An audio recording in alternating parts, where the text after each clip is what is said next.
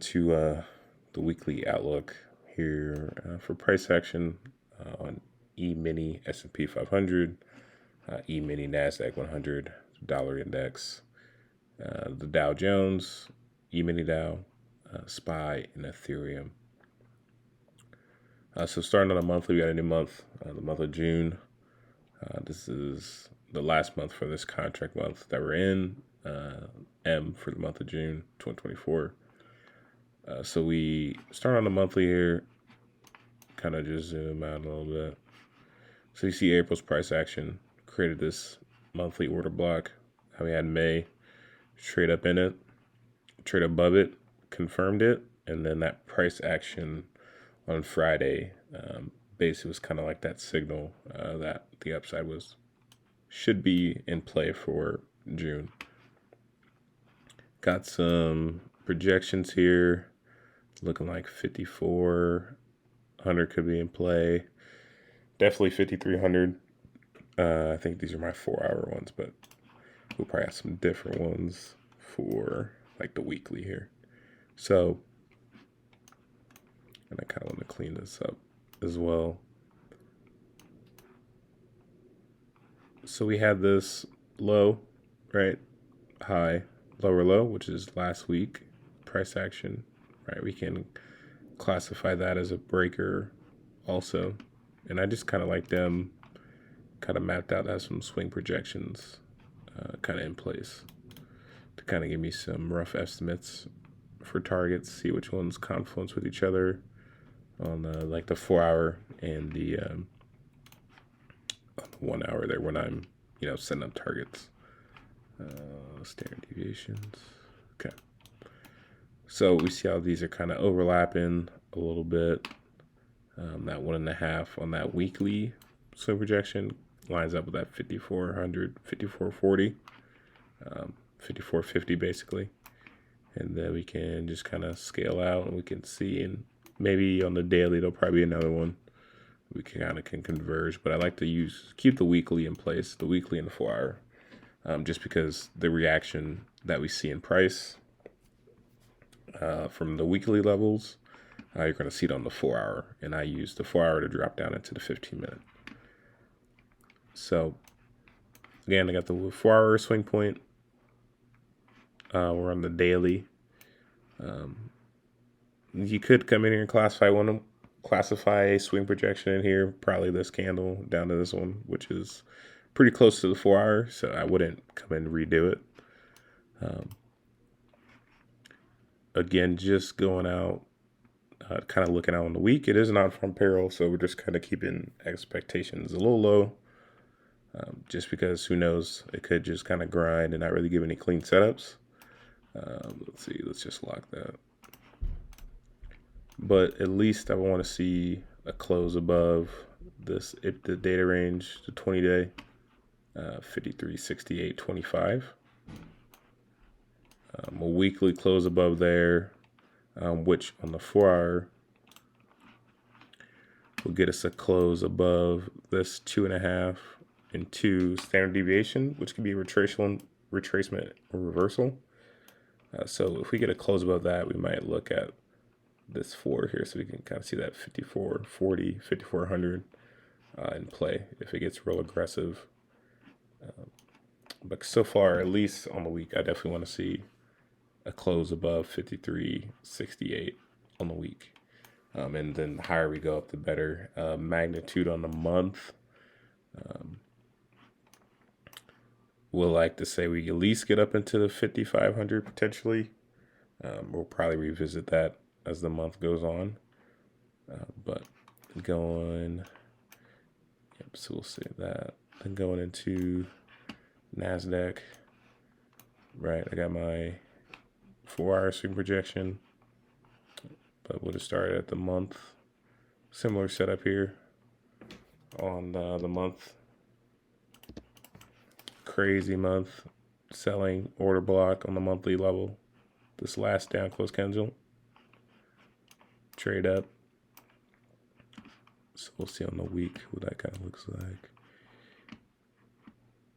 So let's see. This low is May 13th. the week of May 13th. The week of May 13th. So we have an SMT divergence between NQ and the Nasdaq, which is definitely dope. So what I would like to notate here is just between this low and this low. So we have an SMT.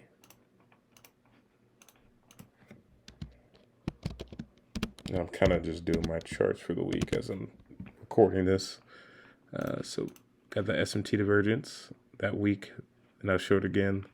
The low this week was violated by last week, right? But on the index, or on the similarly paired asset class, which would be NQ, right? Last week it didn't break that low on NQ. So we have a nice SMT divergence. That low to that high right there. And I don't trade NQ, but I still kind of follow it closely, just so I can kind of align my trades accordingly. Right, so there's going to be some strength in the Nasdaq. So if you trade a Nasdaq or a QQQ, definitely think there could be some upside draw for sure, and especially on the weekly level, on the weekly time frame, we're seeing this. Definitely can mean some real explosive moves here. All right, let's see. Jump into SPY, or let's go to the dollar index. All right, so on the dollar index, pretty clean. Looks like a little 3 drives pattern. I'll kind of mark it out for you guys so you can kind of get used to seeing it here. 1, 2, and 3. So 3 drives up into a point of interest, right? We could see this weekly fair value gap that should have been bullish, right?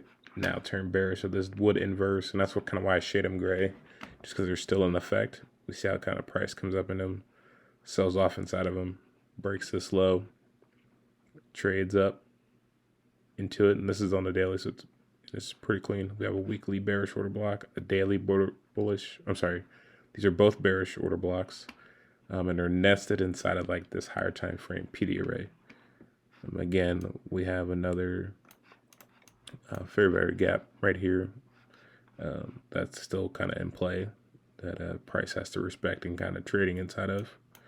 But I do think the draw will be this 20-day into data range, along with a 60-day into data range lows there. So 104.08 and 103.88.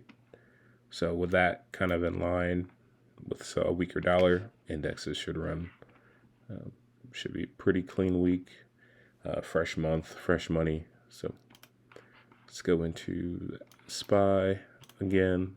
Mimics the S&P 500 pretty well, or I'm sorry, ES. Again, this is April.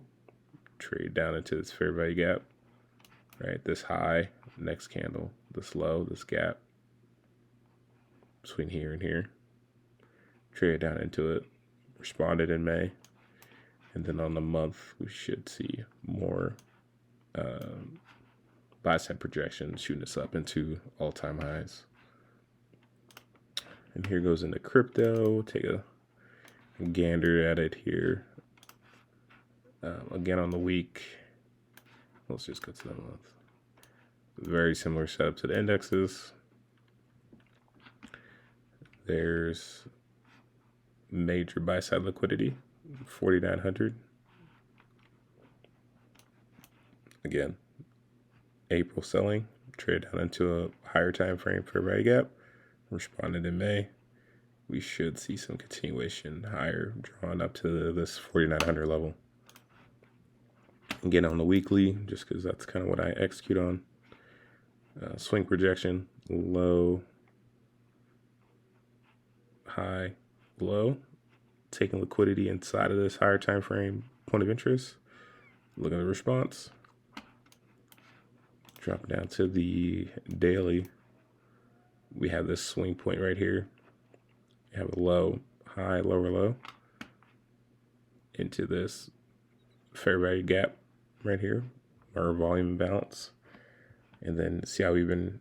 And this last up close candle would be a daily breaker that we have outlined.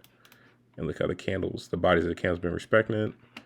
So I think this week we should start to move higher. We see some levels, swing projections, kind of confluence between the weekly and the daily.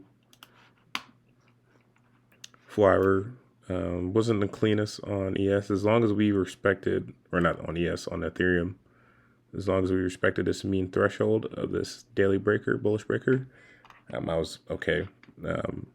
I didn't necessarily want to see it come below this low, below the 35.23, and we didn't. So I think we should be in order for some strong move on crypto. And let's see, other than that, that's pretty much it. It's all that I'm going to cover here tonight, and I'll keep you guys posted on how this kind of turns out during the week. Again, in the Discord, if you want to learn where you want to learn how to trade, futures, options, crypto, Forex, really one of the best growing communities out there. Hit the link in the description and tap in. Good luck and good trading.